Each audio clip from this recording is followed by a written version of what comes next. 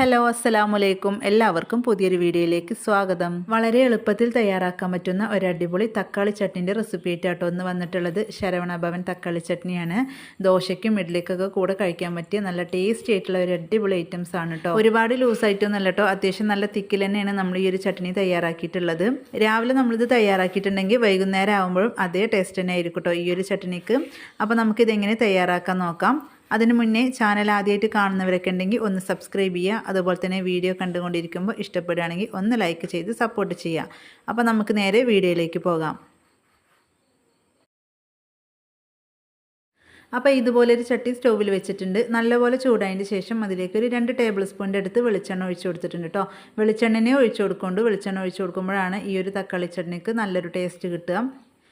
എണ്ണ നല്ലപോലെ ചൂടായി വരുമ്പോൾ ഇതിലേക്ക് 2 ടേബിൾ സ്പൂൺ ഉഴുന്നുപരിപ്പാണ് കേട്ടോ ചേർത്ത് കൊടുക്കുന്നത്.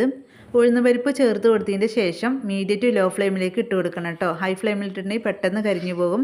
എന്നിട്ട് 1 മിനിറ്റോളം ഒന്ന് ഇളക്കി കൊടുക്കണം. നല്ലപോലെ ഒന്ന് മൂത്ത് വരണം. അതായത് ചെറിയ രീതിയിലൊന്ന് കളർ മാറി മാത്രം മതി കേട്ടോ. ഈ മൂത്ത് വരുന്ന സമയത്ത് നല്ലൊരു സ്മെല്ല് വരും കേട്ടോ. അതുവരെ നമുക്കിതൊന്ന് ഇളക്കി കൊടുക്കണം. നല്ലപോലെ ഇളക്കി കൊടുത്താൽ മാത്രമേ ഉള്ളൂ കേട്ടോ എല്ലാ ഉഴുന്നും ഒരേ രീതിയിൽ തന്നെ മൂത്ത് വരുള്ളൂ. എന്നിട്ട് ഇതൊരു പകുതിയോളം ആയതിൻ്റെ ശേഷം മാത്രം ബാക്കിയുള്ളത് ഇതിലേക്ക് ചേർത്ത് കൊടുക്കാം. അപ്പോൾ അതായി ഒരു ഉഴുന്ന് പരിപ്പ് ചെറിയ രീതിയിലൊന്ന് കളർ മാറിയിട്ടുണ്ട് കേട്ടോ. ഇനി ഇതിലേക്ക് നമുക്ക് ചുമന്നുള്ളിയാണ് ചേർത്ത് കൊടുക്കേണ്ടത്. ഒരു 10-20 ചുമന്നുള്ളി ഞാൻ ഇതിലേക്ക് ചേർത്ത് കൊടുക്കുന്നുണ്ട്. സവാള വേണമെങ്കിൽ ചേർത്ത് കൊടുക്കുക കേട്ടോ, പക്ഷേ പരമാവധി ചുമന്നുള്ളിനെ ചേർത്ത് കൊടുക്കുക. ചുമന്നുള്ളി ചേർത്ത് കൊടുക്കുമ്പോഴാണ് ഈ ഒരു തക്കാളി ചട്നിക്ക് നല്ലൊരു ടേസ്റ്റ് കിട്ടുന്നത്. അപ്പോൾ ചുമന്നുള്ളി ചേർത്ത് കൊടുത്തിട്ട് ഒന്ന് ഇളക്കി കൊടുക്കുക. ഏകദേശം ഒരു പകുതിയോളം ഒന്ന് വാടി കിട്ടുമ്പോൾ ഇതിലേക്ക് നമുക്ക് വറ്റൽമുളക് ചേർത്ത് കൊടുക്കാം. അപ്പോൾ നമുക്ക് എത്രത്തോളം ചട്നി വേണം അതിനനുസരിച്ച് ഉള്ളിയൊക്കെ എടുക്കാം കേട്ടോ. അപ്പോൾ അതാ ചുമന്നുള്ളി പകുതിയോളം വാടി കിട്ടിയിട്ടുണ്ട് കേട്ടോ. ഇനി ഇതിലേക്ക് വറ്റൽമുളക് ചേർത്ത് കൊടുക്കാം. അപ്പോൾ എരിവിനനുസരിച്ച് മുളകൊക്കെ ചേർത്ത് കൊടുക്കുക കേട്ടോ. നല്ല എരിവുള്ള മുളകായതുകൊണ്ട് തന്നെ ഞാൻ ഇതിലേക്ക് ഒരു 3 വറ്റൽമുളകാണ് കേട്ടോ ചേർത്ത് കൊടുക്കുന്നത്. ഇതിൽ നമ്മൾ മുളക് പൊടി എരിവിന് ചേർത്ത് കൊടുക്കുന്നുണ്ട് കേട്ടോ. അപ്പോൾ അതിനനുസരിച്ച് തന്നെ വറ്റൽമുളക് ചേർത്ത് കൊടുക്കുക.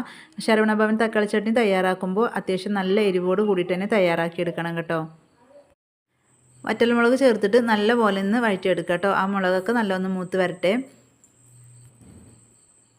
ഇപ്പോൾ മുളകൊക്കെ നല്ലപോലെ ഒന്ന് മൂത്ത് വന്നിട്ടുണ്ട്. ഇനി ഇതിലേക്ക് ഞാൻ വെളുത്ത ഉള്ളിയാണ് കേട്ടോ ചേർത്ത് കൊടുക്കുന്നത്. ഒരു 5 അല്ലി വെളുത്ത ഉള്ളിയാണ് ചേർത്ത് കൊടുക്കുന്നത്.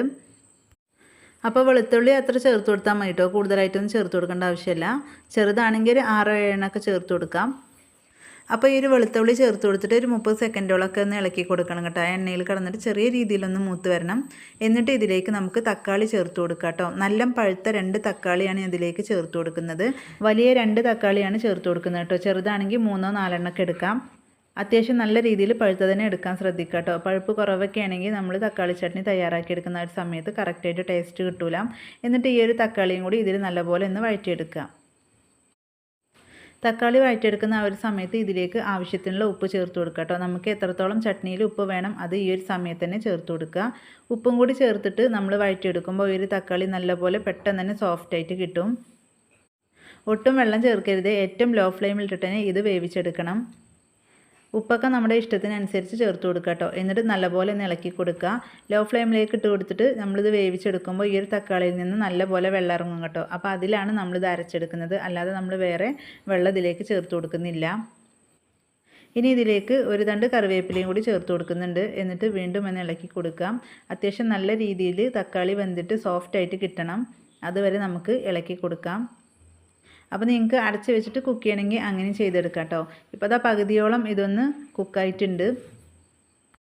അപ്പോൾ തക്കാളി പകുതിയോളം കുക്കായി വന്നപ്പോൾ തന്നെ അത്യാവശ്യം വെള്ളം ഇറങ്ങി വന്നിട്ടുണ്ട് കേട്ടോ. ഇനി ഇതിലേക്ക് നമുക്ക് പൊടികൾ ചേർത്ത് കൊടുക്കാം.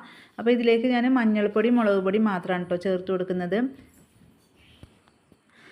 അപ്പോൾ ഇനി ഇതിലേക്ക് 1/4 ടീസ്പൂണോളം മഞ്ഞൾപ്പൊടി ചേർത്ത് കൊടുക്കുന്നുണ്ട്. പിന്നെ അതുപോലെ തന്നെ ഒരു 1/4 ടീസ്പൂണിൻ്റെ അടുത്ത് തന്നെ മുളക് പൊടി ചേർത്ത് കൊടുക്കുന്നുണ്ട് കേട്ടോ.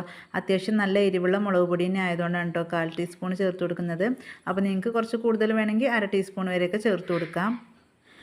നിങ്ങൾക്ക് വേണമെങ്കിൽ കായപ്പൊടി ചേർത്ത് കൊടുക്കാം കേട്ടോ. ഈ ഒരു ചട്നിയിൽ കായത്തിൻ്റെ ഒരു ടേസ്റ്റ് കിട്ടുന്നുണ്ടെങ്കിൽ നിങ്ങൾക്ക് അങ്ങനെയും ചേർത്ത് കൊടുക്കാം. ഈ ഒരു പൊടികളൊക്കെ ചേർത്ത് കൊടുത്തിട്ട് നല്ലപോലെ വഴറ്റിയെടുക്കണം കേട്ടോ. ഇതിൻ്റെ ആ ഒരു പച്ചമണമൊക്കെ മാറുന്നത് വരെ ഒന്ന് വഴറ്റിയെടുക്കണം. അതായത് ഈ മുളക് പൊടി മഞ്ഞൾപ്പൊടിയൊക്കെ നല്ലപോലെ ഒന്ന് കുക്കായിട്ട് കിട്ടണം കേട്ടോ. ഏകദേശം 1 മിനിറ്റോളം മാത്രം പൊടികളൊക്കെ ചേർത്തിട്ട് ഇതുപോലെ വഴറ്റി കൊടുത്താൽ മതി കേട്ടോ. ആ ഒരു സമയം കൊണ്ട് പൊടികളുടെ ആ ഒരു പച്ചക്കുത്തൊക്കെ മാറിക്കിട്ടും. പിന്നെ അതുപോലെ തന്നെ തക്കാളി നല്ലപോലെ സോഫ്റ്റായിട്ട് കുക്കായിട്ട് കിട്ടും. അപ്പോൾ എല്ലാം റെഡി ആയിട്ടുണ്ട്. ഇനി നമുക്ക് ഫ്ലെയിം ഓഫ് ചെയ്യേണ്ട ആ ഒരു സമയമായിട്ടുണ്ട് കേട്ടോ. അപ്പോൾ അതിന് മുന്നേ ആയിട്ട് ഇതിലേക്ക് 2 ടീസ്പൂണോളം ക്യാരറ്റ് ഗ്രേറ്റ് ചെയ്തതാണ് ചേർത്ത് കൊടുക്കുന്നത്.